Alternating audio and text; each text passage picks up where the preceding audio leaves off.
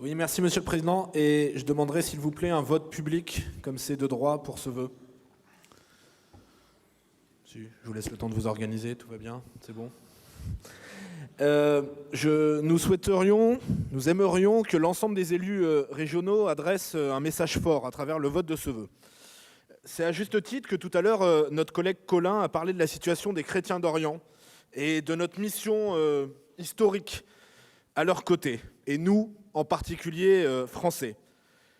Seulement, ce que la France a offert aux pays des chrétiens d'Orient, à l'Irak, à la Syrie, ces dernières années, ce sont des djihadistes. Oui, notre pays a vu des centaines de personnes partir de France pour mener le djihad islamique là-bas. Beaucoup sont partis de notre région, beaucoup sont partis de ma ville, Nice, qui détient dans le domaine un bien triste record. Là-bas, ces djihadistes partis de France ont commis les pires exactions. Meurtres, tortures, viols. Engagés dans des groupes tels que l'État islamique, Daesh, ils se sont fait complices aussi des crimes et attentats commis dans notre pays, dans notre région, tout près d'ici, à la gare Saint-Charles, bien sûr, ou encore dans ma ville, où un terroriste islamiste a tué 86 personnes et blessé 458 autres.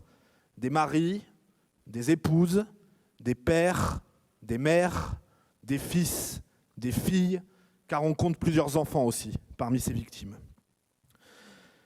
Par leurs engagements dans ces groupes, mais aussi par leurs déclarations ou encore par ces gestes. On a tous en mémoire ces images où on voyait ces djihadistes dans des vidéos de propagande brûler leur passeport français.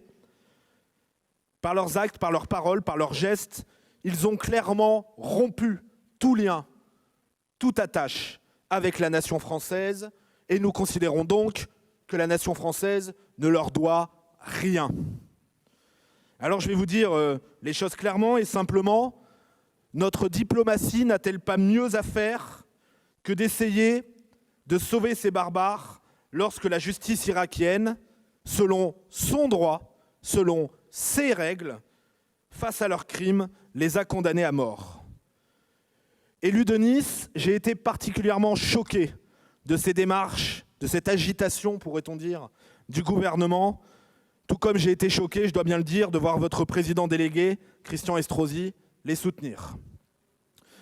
Non seulement certains veulent leur sauver la vie, refusant ainsi la souveraineté de la justice irakienne, mais d'autres veulent même les voir rapatriés, je ne sais pas si le terme est encore approprié, en France. Ils ont voulu partir et certains donc voudraient les voir revenir.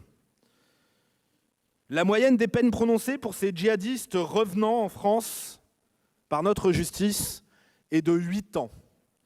Ce qui signifie donc une sortie au bout de, 5 ans. Dans 5 ans, ces djihadistes revenus, jugés,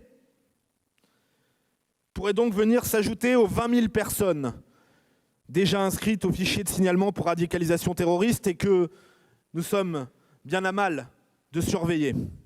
Ils pourraient ainsi être dans les rues de notre région, dans les rues de nos villes. Pour toutes ces raisons, je souhaite que les élus régionaux de Provence-Alpes-Côte d'Azur affirment leur respect de la souveraineté judiciaire irakienne en adressant un message au gouvernement et ce faisant, leur refus du retour de ces djihadistes sur notre sol. Je compte sur vous, je vous remercie.